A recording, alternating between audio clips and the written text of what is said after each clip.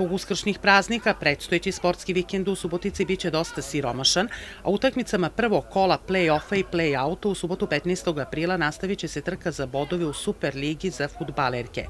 Na startu odlučujućeg dela šampionata fudbalerke Spartaka sutra na gradskom stadionu dočekuju Mašinac iz Niša. Početak tog susreta zakazan je za 14 časova, a ulaz će biti besplatan za sve posetioce. Mi u subotu od 14 časova na gradskom stadionu igramo prvu utakmicu play-offa koja nam je jako bitna, s obzirom da ta utakmica je već naredno kolo sloga u Beogradu, to je naredne nedelje 22. i 23. april, su nam izuzetno važne za samopouzdanje ekipe jer smo imali izuzetno mali broj utakmica što je bila otežavajuća okolnost za tim i slobodno mogu da kažem dobrim delom nisu uigrani svi aspekti da kažem iz trenažnog ciklusa, tako da u svakom slučaju svaka utakmica na ovom momentu znači.